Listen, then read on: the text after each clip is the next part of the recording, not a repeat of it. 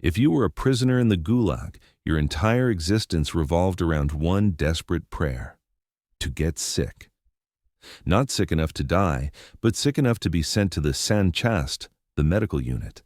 In the freezing hell of Siberia, where men worked 16 hours a day in temperatures that could snap steel, the hospital was a dream.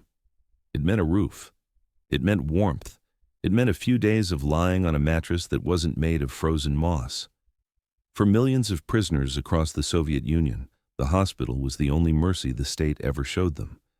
But there was one camp where this rule did not apply. There was one camp where the sight of the white ambulance sled didn't mean salvation. It meant you had just been marked for something far worse than hard labor. This camp was called Butugichag. It sat in the Kolyma region, the planet of Kolyma, as we called it, because it felt like a different world entirely. We didn't mine gold there. We mined a gray, heavy stone that the guards were terrified of. They didn't tell us what it was, but we knew. It was uranium, the raw fuel for Stalin's atomic bomb. We dug it with our bare hands. We breathed the dust until our lungs burned. And when we collapsed, when our hair started to fall out and our gums turned black, we weren't just left to die in the snow like in other camps. No. In Butugichag, they had a special use for the dying. I remember the day I fell. It was February. The wind was a physical weight, pressing us against the face of the mountain. I was carrying a hod of ore, my legs shaking from scurvy and exhaustion. My name is Lev, though at the time I was just number K409. My vision blurred. The gray rock spun, and then darkness. When I woke up, I wasn't in the snow. I was lying on a wooden stretcher. Standing over me was a paramedic. In any other camp, a paramedic was a fellow prisoner, usually a kind soul doing their best with no medicine. But this man was different. He wore a clean white coat over his prisoner rags. He looked at me not with pity, but with a cold, scientific curiosity. He checked my pulse. He pulled back my eyelids. He wrote something on a clipboard. "Is he finished?" a guard asked, his voice muffled by a scarf. "No," the paramedic said. "This one is interesting. His motor functions are still active, but the systemic failure is advanced. He fits the profile for Section B." Section B. I didn't know what that meant, but I knew the tone. It was the tone a butcher uses when looking at a side of beef. I tried to sit up. "I can work," I rasped, panic seizing my throat. "I can walk. Give me the shovel. Please, Citizen Chief, I can work." To admit you couldn't work was usually a death sentence, but I expected a bullet. Not this. The paramedic pushed me back down with a surprising strength. "Relax, K409, he said smoothly. "You have served the state with your labor. Now you will serve the state with your body. You're going up the hill." Up the hill meant the medical facility. It sat on a ridge overlooking the mine, a collection of stone buildings that looked too permanent, too well built for a temporary labor camp. Smoke rose from its chimneys day and night, thick, greasy smoke that didn't smell like wood. Rumors about that place circulated in the barracks. Men whispered that those who went up never came down. They whispered that the doctors there weren't healing people. They were taking them apart. I struggled, but I was too weak. They strapped me to the sled. As the horses began to pull us up the winding, icy path away from the mine, I looked back at the pit. I saw the other prisoners, the goners, marching in their ragged lines. They looked miserable, freezing, and dying. But looking at them from the sled, I felt a surge of envy. They were just slaves. They were just dying of work. But as the gates of the hospital compound loomed above me, silent and white against the gray sky, I realized I was about to become something else entirely. I was about to become a specimen. The gates of the hospital compound swung open with a heavy, well-oiled silence. There was no screeching metal here, no barking dogs. That was the first thing that terrified me, the silence. In the main camp, the air was always filled with the sounds of misery, shouting guards, coughing men, the clang of pickaxes. Here, the air was still. It felt vacuum-sealed. The sled glided to a halt in front of the main building, a structure built of dark stone that seemed to absorb the light. I was unstrapped and carried inside. The transition was shocking. Outside, it was 50 degrees below zero. Inside, it was warm. Not just bearable, but actually warm. There was electric light, bright and steady, reflecting off clean tiled floors. For a prisoner who hadn't seen a clean floor in 3 years, it was disorienting. It felt like walking into a hallucination. They took me to a triage room. It smelled of carbolic acid and something else, something metallic and coppery, like old blood. Behind a desk sat the chief doctor. He was a prisoner too, I could tell by the lack of insignias, but he was a trustee. He was clean-shaven, well-fed, and wore spectacles that caught the light, hiding his eyes. He didn't look up as I was dumped onto the examination table. "Name?" he asked, dipping a pen into an inkwell. "Lev," I whispered. "Article 58. 10 years. Medical complaint?" I fainted. It's just hunger. I can go back." The doctor finally looked up. His eyes were dead. They were the eyes of a man who had seen everything and felt nothing. He stood up and walked over to me. He didn't use a stethoscope. Instead, he took a Geiger counter from the shelf. He ran the wand over my chest, my hands, my thyroid. The machine clicked rapidly. Tick, tick, tick, tick. "High saturation," the doctor muttered to the paramedic. "The dust is deep in the tissue. Lung capacity?" "Diminished," the paramedic replied. "He's coughing up the black sputum." "Excellent," the doctor said. The word hit me like a physical blow. Excellent. A doctor should never say excellent when finding a fatal condition. "He is in the prime stage of progression. We can observe the neurological decline from this point." "Neurological?" I stammered. "Doctor, it's my lungs. My chest hurts." "Why neurological?" The doctor smiled, but it wasn't a smile of comfort. "The radiation doesn't just eat your lungs, Lev. It eats the mind. It changes the architecture of the brain. That is what we are here to understand. We need to know how long a man can function while his cells are dismantling themselves." He turned back to his desk and stamped a piece of paper. It was a red stamp. Ward 4. "Take him to the preparation room," the doctor ordered. "Shave him, wash him, and scrub him with the solution. We need a sterile field." "Am I going to be treated?" I asked, my voice trembling as 2 orderlies grabbed my arms. The doctor stopped writing. He looked at me over the rim of his glasses. "Treatment implies a return to the previous state, Lev. There is no return from uranium. You are here to provide data. You are here to make sure that when our soldiers handle this material, they know what to expect. You should be proud. You are finally useful." I was dragged out of the room. As the doors swung shut, I caught a glimpse of the hallway beyond. It wasn't a hospital corridor. It was lined with heavy iron doors, like solitary confinement cells. And from behind one of those doors, I heard a sound that cut through the warmth and the light. It wasn't a scream of pain. It was a high-pitched drilling whine, like a dentist's drill, but deeper, louder. It was the sound of a saw cutting through bone. The orderlies didn't even blink. They just tightened their grip on my arms and marched me toward the sound. I knew then that the warmth of this place was a trap. The cold outside preserved you, froze you. But the heat in here? The heat was for incubation. I woke up in a bed. It sounds like a simple thing, but you have to understand. I hadn't slept in a real bed with a mattress and sheets for 4 years. In the barracks, we slept on wooden planks covered in lichen, huddled together like rats to keep from freezing. Here, the sheets were white, stiff with starch, smelling of bleach. I lay there for a long time, staring at the ceiling, convinced I had died. This had to be the afterlife. It was too quiet, too clean, and too warm to be the gulag. But then the smell hit me. Underneath the bleach and the antiseptic, there was a faint, sickly sweet odor. It was the smell of raw meat that had been left out in the sun. It was the smell of gangrene, masked by chemistry. I sat up. I was in a long, rectangular ward. There were 20 beds, and every single one was occupied. But this wasn't like the infirmaries I had seen before. Usually, a gulag infirmary is a cacophony of suffering, men coughing, groaning, screaming from typhus dreams. Here, there was silence. Absolute, heavy silence. The men in the beds weren't sleeping.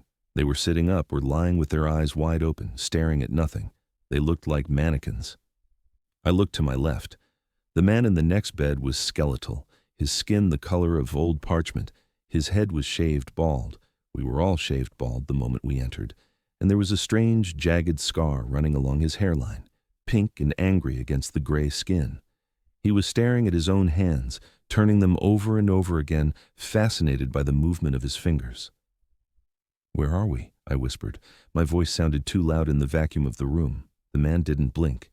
He didn't look at me. He just kept rotating his hands. "The library," he whispered back.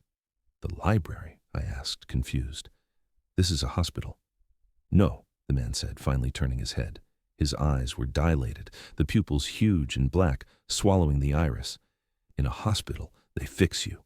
In a library, they read you. We are the books, friend, and they are reading us page by page."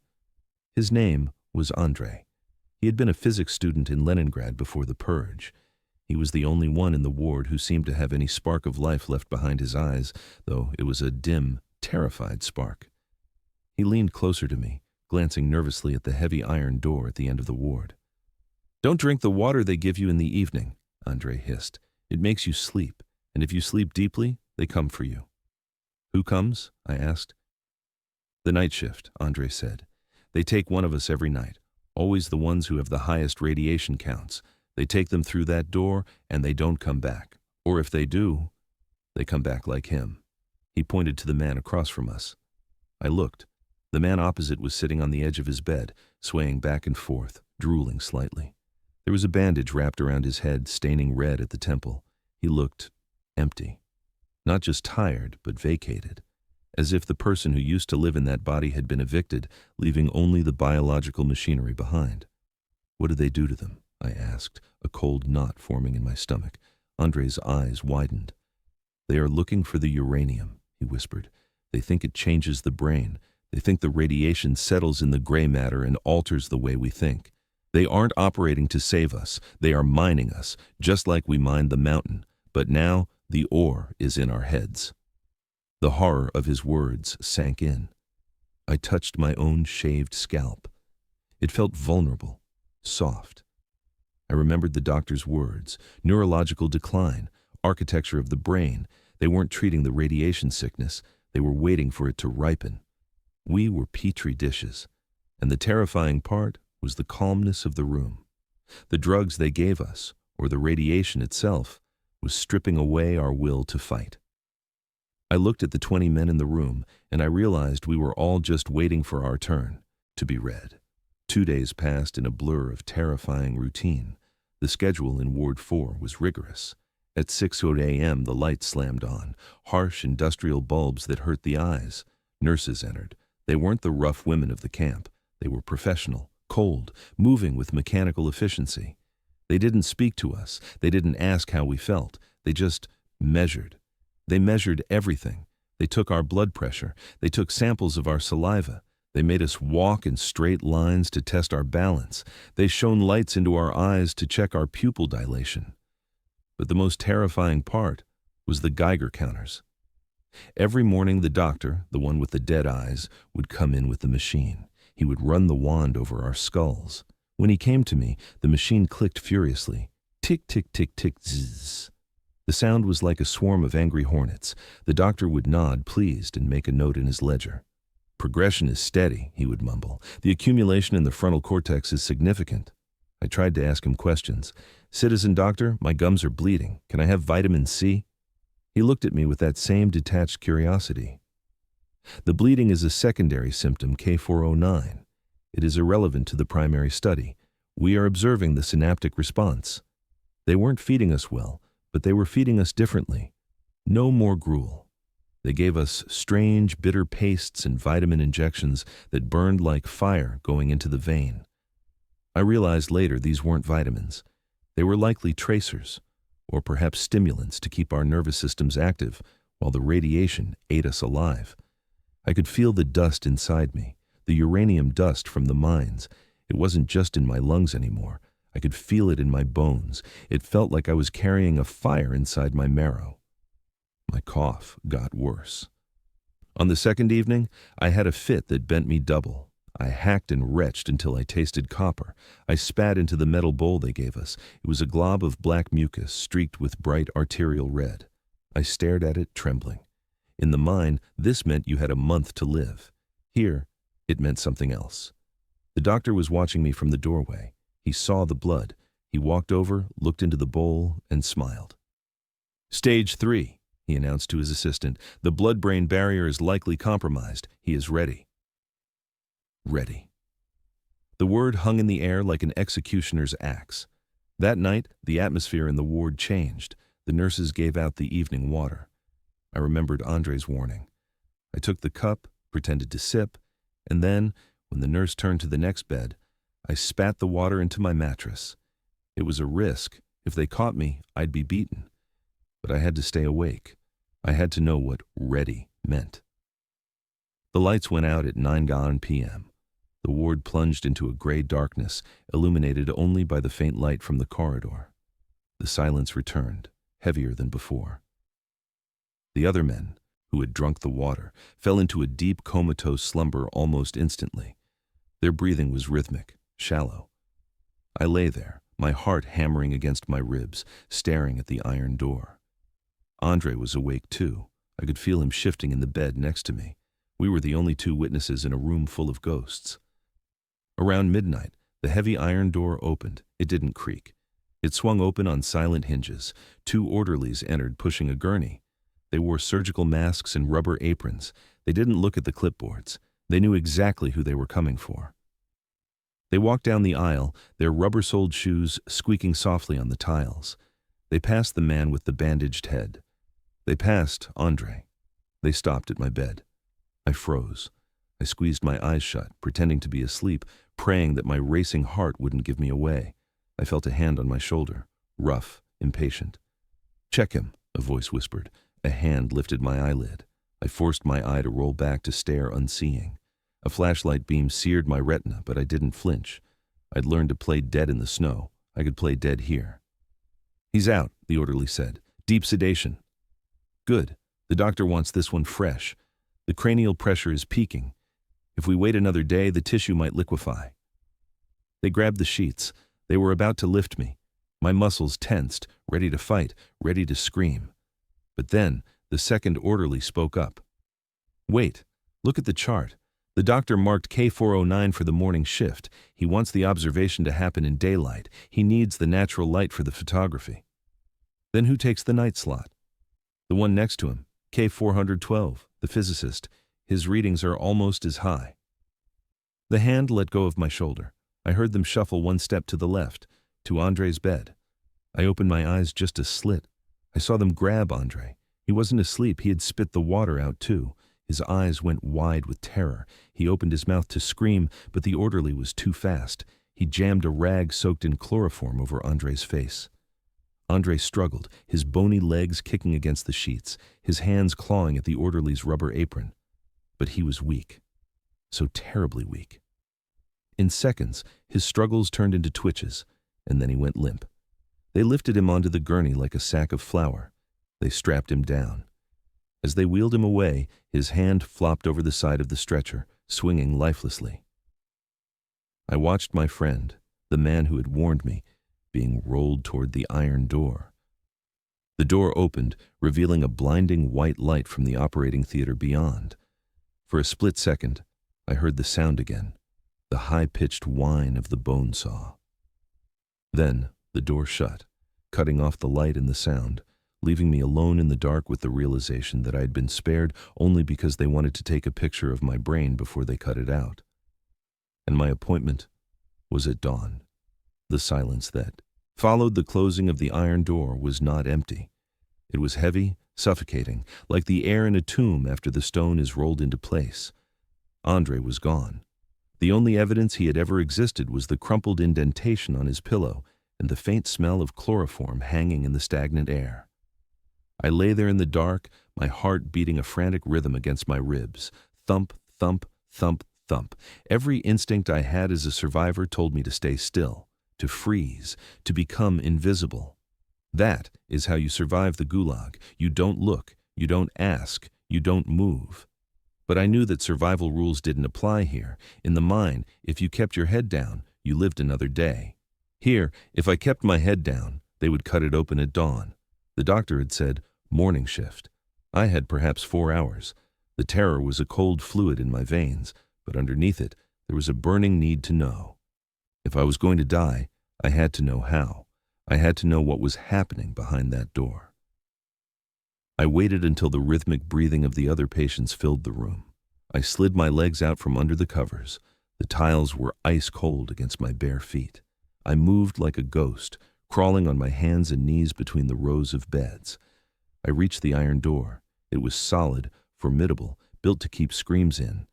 But at the bottom, there was a small gap, barely an inch, where the light from the operating theater spilled out onto the dark floor of the ward. And with the light came the sound. It was distinct now, the low mechanical hum of an electric motor. Whirr. It sounded like the ventilation fans in the mine, but higher pitched. And then, the smell. It drifted under the door, sharp and unmistakable. It wasn't the metallic smell of blood, it was the smell of burning bone. It is a scent you never forget, acrid, chalky, like singing hair, but deeper, thicker. I pressed my face to the cold floor, putting my ear to the crack. I heard voices. Cranial pressures elevated, a voice said. It was the chief doctor. His tone was casual, as if discussing the weather. The swelling in the temporal lobe is consistent with the other subjects. Shall we proceed with the extraction? Another voice asked. Yes, use the trephine. I want a 3-centimeter sample from the frontal cortex and keep him lucid. If the anesthesia is too deep, it dampens the electrical response. We need the brain to be reacting to the trauma. Keep him lucid. The words made my stomach heave. They weren't operating on a corpse. They were operating on Andre while he was awake enough to feel it, or at least for his brain to register the horror. Then came the sound that haunts my nightmares. The hum of the motor spiked into a scream as metal met bone.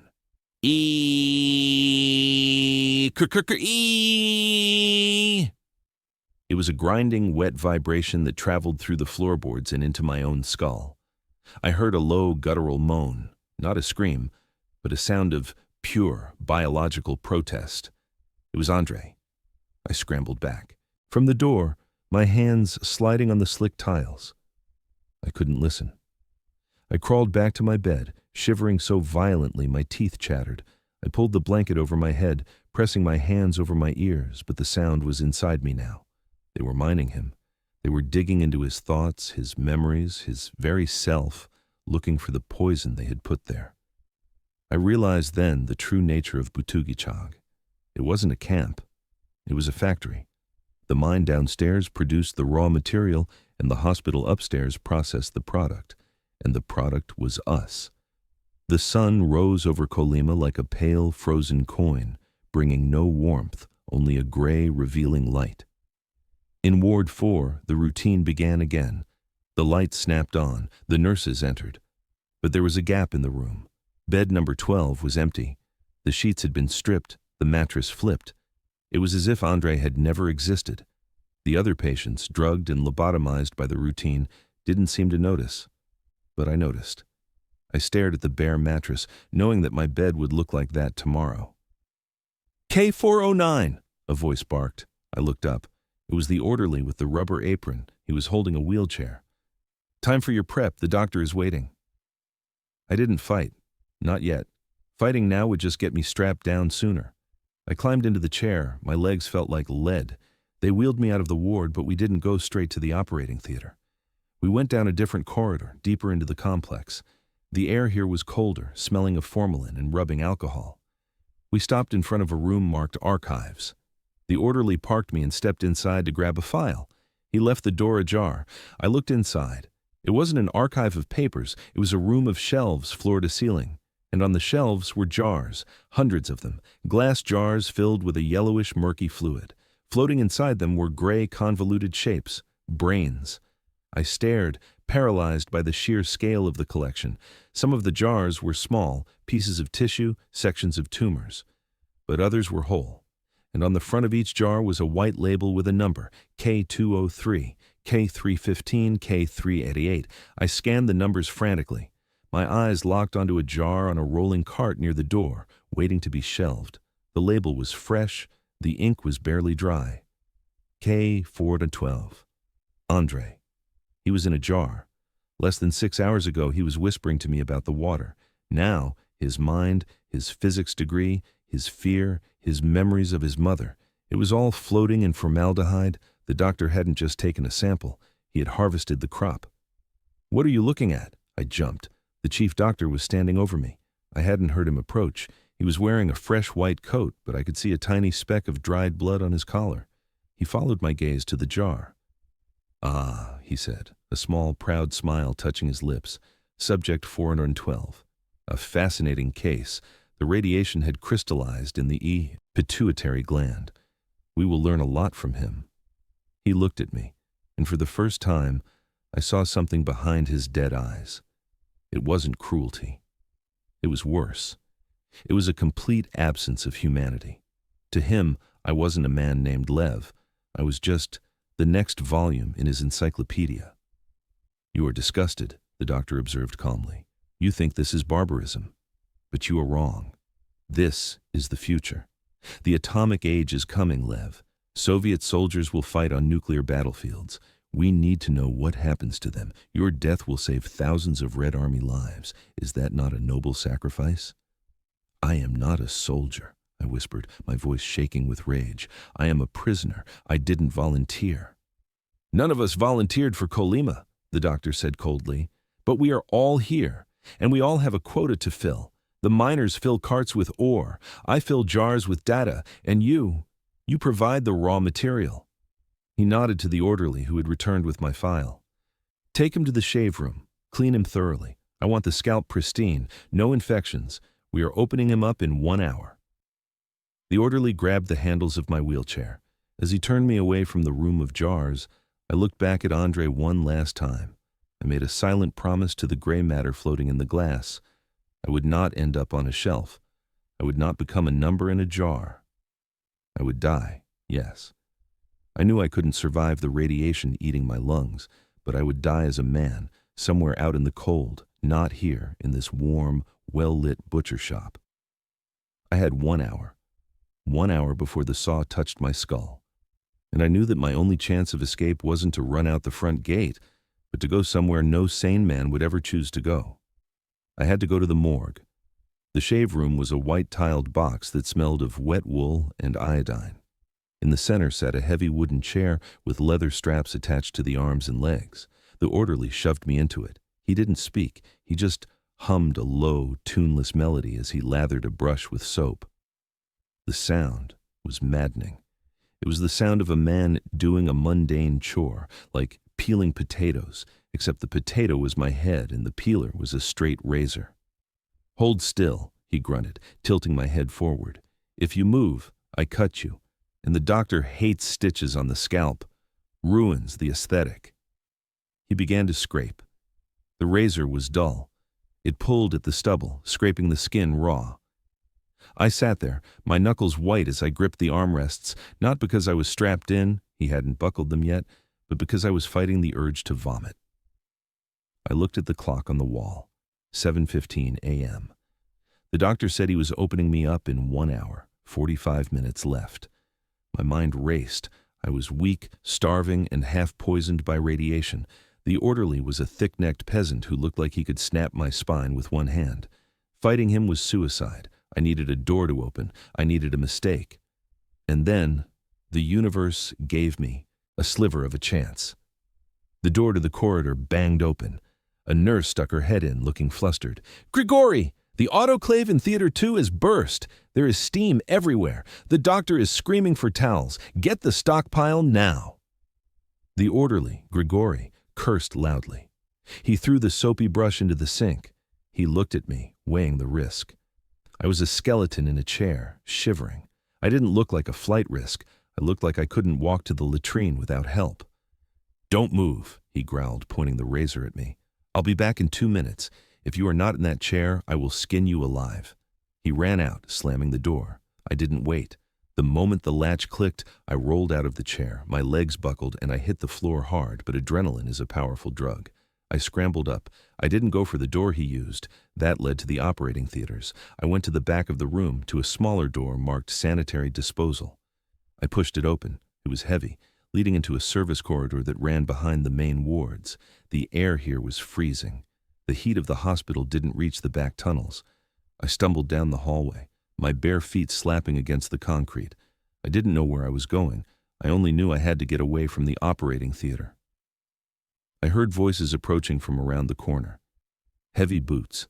The clatter-clatter of wheels. Not a wheelchair, but something heavier. A cart.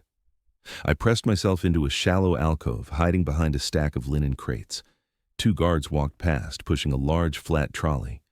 On the trolley was a pile of what looked like gray laundry, but as they passed, the cart hit a bump. An arm flopped out from the pile. It was a human arm, thin and blue, with a tag tied to the wrist. "Heavy load tonight," one guard grumbled. "The doctor's working overtime." "More sawdust for the pile," the other laughed. "Hurry up! The sled is leaving in 10 minutes. I want my breakfast." The sled. The word sparked a desperate, terrifying idea in my brain.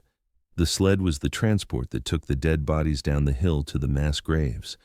It was the only vehicle that left the hospital compound without being searched. If I walked out the front gate, I would be shot. If I stayed here, I would be dissected. But if I was dead, if I was just another piece of meat on the cart, I might make it past the wire. I waited for them to round the corner. Then I followed the cart. I followed death to find my life. The service corridor ended at a set of double doors that opened onto a loading dock. The cold air hit me like a hammer. It was the outside air, the Colima air, minus 40 degrees. I gasped, the moisture in my lungs freezing instantly, but I couldn't stop. I hid behind a stack of empty oil drums and looked out at the dock. There it was, a large wooden sled hitched to 2 shaggy horses. The sled was piled high with bodies. They were stacked like cordwood, naked, stiff and gray. There were perhaps 20 of them. The steam from the horse's breath rose in thick plumes into the twilight morning. The 2 guards were picking up bodies from the trolley and tossing them onto the sled with a casual, practiced rhythm. Heave, thud, heave, thud. I looked at the bodies. They were my fellow prisoners, men I had worked with, men I had shared bread with, and now I could see the tops of their heads. Every single one of them had a bandage, or worse, a raw, dark hole where the bone had been removed. They were the discarded husks of the doctor's library. I needed to be on that sled. The guard stopped. One of them slapped his gloves together. "That's the lot from the ward. I'm going inside to sign the manifest. You check the harness." "Make it quick," the other guard said, walking around to the front of the horses to adjust a buckle. This was it. 10 seconds, maybe 15. I stripped off my hospital gown. It was the hardest thing I have ever done. To willingly take off your clothes in sub-zero temperatures is to invite pain so intense it feels like burning. The cold air bit into my skin like 1,000 needles. I was shaking so violently I thought my bones would snap. I ran. I ran across the loading dock, a naked, skeletal ghost in the gray light. The guard at the front of the sled had his back to me. I reached the pile of bodies. I didn't look at their faces. I couldn't. I just saw them as shelter. I climbed up. The bodies were ice cold, hard as stone. I wedged myself into the middle of the stack, pulling the stiff limbs of a dead man over me like a blanket. I buried my face in the frozen chest of a stranger. The smell was overpowering. Old blood, urine, and the deep earthy scent of death. I lay there, curled into a ball, trying to stop my shivering. It was impossible. My teeth chattered, click, click, click. I bit down on my own arm to silence the noise. I felt the cold seeping into me, slowing my heart, stiffening my muscles. I was freezing to death. But I had to stay alive for just 1 hour, just long enough to get down the hill. The door opened. Heavy boots on the wood. "Signed off," the guard said. "Let's dump this trash and get some tea." "Wait," the second guard said. He was standing right next to the sled, right next to my head. "Did you hear that?" "Hear what?" "Teeth. Someone's teeth chattering." My heart stopped. I held my breath. I bit my arm until I tasted blood. The guard poked the pile with his baton. The tip of the wood dug into my ribcage. I didn't flinch. I willed myself to be stone. I willed myself to be Andre.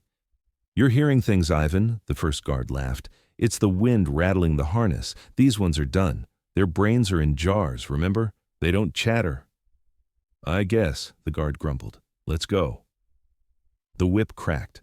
The horses jerked forward. The sled lurched, shifting. The ride down the mountain was a descent into a vibrating, frozen nightmare. I was wedged between two corpses, my face pressed into the back of a man whose skin smelled of sulfur and old sweat. The sled had no suspension. It was just wood on ice. Every bump, every rut in the frozen track sent a shockwave through the pile of bodies. With every jolt, the dead weight shifted. A frozen arm would slap against my ribs. A stiff leg would dig into my thigh. I had to bite my lip until it bled to keep from screaming, not from pain, but from the sheer, overwhelming horror of the intimacy. I was cuddling with the dead to steal their warmth, but they had no warmth to give. They were heat sinks, sucking the last few calories of life out of my naked body. The journey felt like it lasted hours, though it must have been only 20 minutes. The wind howled over the top of the pile, a banshee scream that masked the sound of the horses' hooves. I could hear the guards talking, their voices muffled by the wind and the mass of flesh covering me. They were discussing a card game. They were talking about vodka. They were bored. To them, they were hauling garbage. To me, this was the most important journey of my life. Finally, the sled slowed. The rhythm of the runners changed from the scrape of ice to the crunch of deep snow. We stopped. "Back it up to the edge," one guard shouted. "The ravine is getting full. We need to push them deep." The sled lurched backward. I felt the angle change. We were tipping upward. Gravity shifted. The heavy, frozen bodies above me began to slide. I dug my fingers into the wood of the sled, trying to anchor myself, but it was useless. It was an avalanche of limbs and torsos. "Heave!" The back gate of the sled opened. The pile collapsed. I fell. I tumbled out into the gray morning air, surrounded by a cascade of the dead. I hit the ground hard, rolling down a slope of snow and rocks. I landed face first in a drift, the breath knocked out of me. A heavy body landed on top of my legs, pinning me. I lay there, stunned, waiting for a bullet, waiting for a shout. "Hey, one of them is moving," but the shout never came. "That's the lot," the guard yelled from the ridge above. "Let's go, my toes are freezing." I heard the whip crack. The sled pulled away. The sound of the horses faded into the wind. I was alone. I was lying in a mass grave, a ravine filled with hundreds of twisted gray forms. The silence was absolute. I pushed the dead weight off my legs and scrambled to my knees. The cold hit me instantly. I was naked and 40 degrees below zero. I had minutes before my heart stopped. I looked around frantically.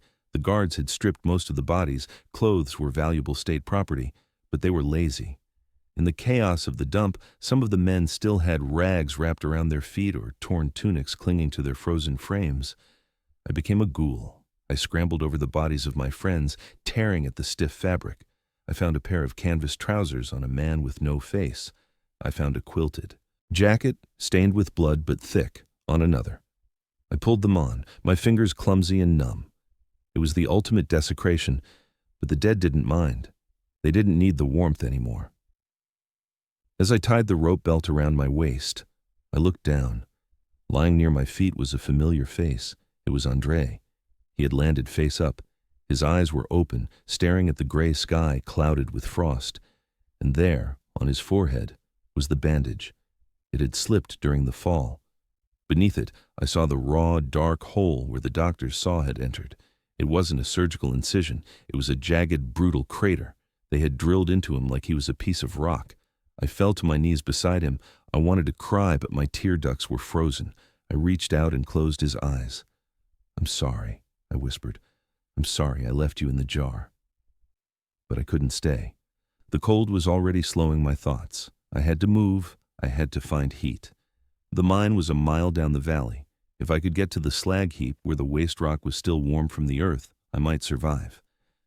I turned my back on the ravine of the tree-panned skulls and began to crawl through the snow, a dead man walking, determined to haunt the living. I survived. That is the most improbable sentence in the history of Colima. I managed to crawl to the edge of the mine works. I hid in the warm exhaust vent of the generator shed for 2 days, living on scraps of food I stole from the dog bowls.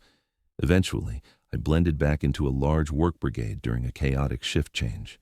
In the Gulag, individual faces don't matter, only the head count matters. I became just another gray figure in the line, another number to be worked until death. I never spoke of the hospital. I never went near the doctor again. I worked, I starved, and I waited. Years passed. Stalin died. The camps began to thaw.